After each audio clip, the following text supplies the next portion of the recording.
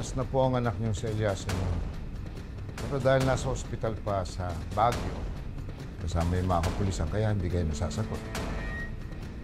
Pero huwag na kayo mabahala dahil nakakulong na ang lahat ng hostage takers. Sa lahat ng kakamti nila, anak ko pa. Alamin mo kung saan sila nakakulong. Ipaligpit mo silang lahat. Ano? Gawin na natin?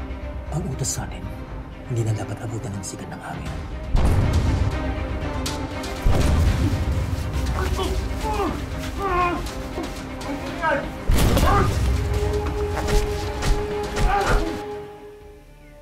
Sorry po pala. Sorry kung nagpanggap po kaming dalawa na mag-asawa. Tay, sana ho maintindihan nyo, kaya lang naman ho nagawa ni Oka yun. Para ho huwag kayong mag-alala eh. Kasi pag nalaman nyo pong may katuwang siya, sigurado ho siya na magiging masaya ho kayo. Ganun ho kasi siya klaseng tao eh. Inuuna niya po yung kapakanan ng iba. Hanapin niyo muna yung nanay ni Elias. Dalhin niyo siya dito sa akin.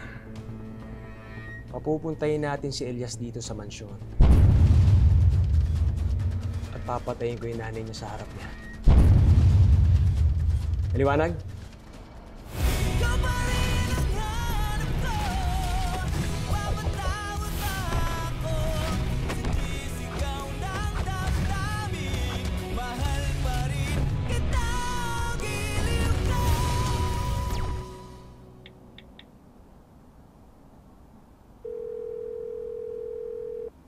Carlos.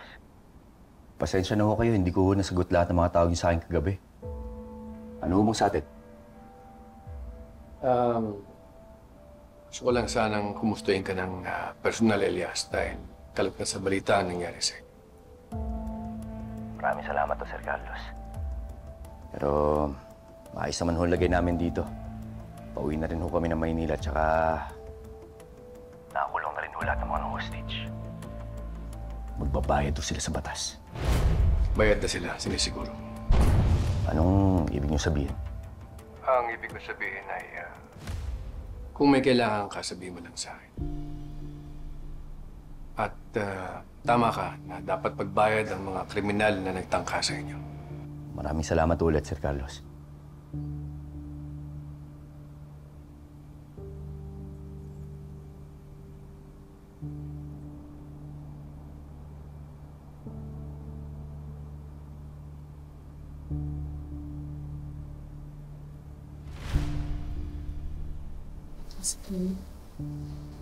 Elias? Nakita mo yung balita? Tingnan mo. Patay na raw yung mga nang-hostage sa atin. Nagkarayot sa kulungan, pero tinuluyan silang lahat.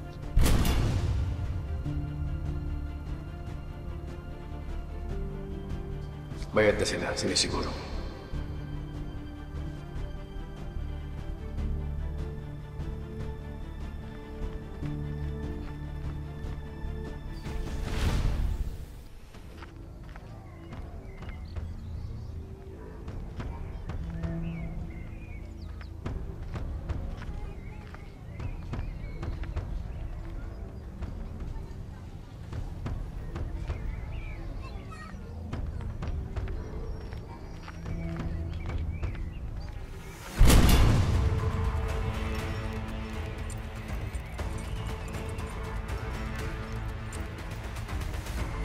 Boss, yan yung nanay ng tao pinapahanap ni Boss Calvin.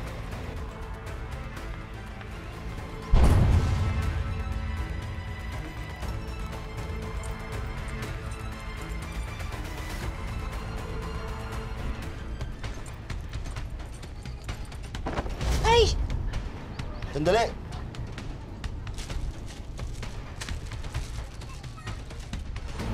Kalimutan nyo. Sa susunod po, mag-iingat po kayo, Nay.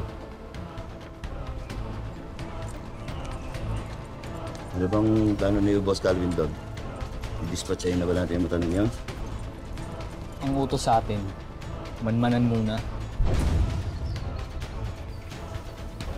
Brother, kamusta si Elias tsaka si Bane? Napanood kasi namin ni Pretty sa TV yung nangyari. Ligtas na sila, brother. Si Elias pa ba? At pauwi na rin daw sila dito ngayon. Mabuti naman. Kami ni Pretty, pauwi na rin kami dyan. Oh, bakit parang biglaan naman? Akala ko magtatagal kayo dyan. Mabang istorya eh. Tsaka ako na lang ikukwento pag nagkita tayo. Sige, malulubat na ako eh. Okay, brother. Sige, salamat. Bye-bye.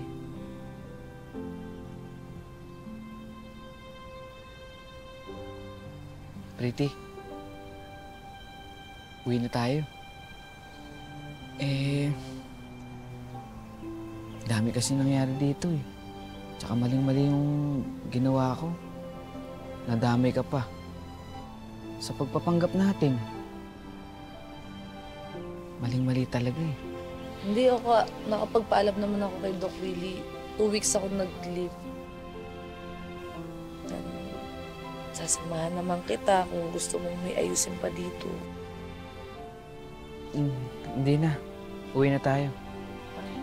Mali naman talaga ginawa natin eh. Maling-mali. Oo, aminin ko noong una. Gusto ko rin talagang magkaroon ng mana mula kay tatay. Para guminhawa naman yung buhay ko kahit papano. Pero ngayon, wala na akong pakialam sa mana. Ang gusto ko na lang, makasama yung tatay ko. Habang nabubuhay siya, makabawi ako sa kanya. Pero sana, umaba pa yung buhay ni tatay mo. Para makabawi man lang ako sa kanya.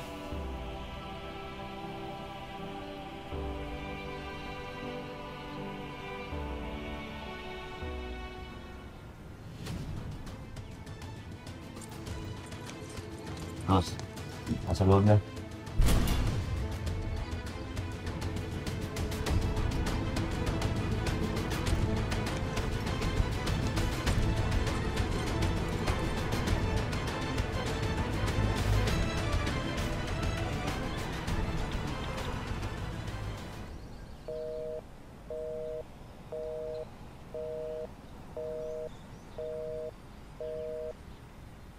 Ayos ka lang.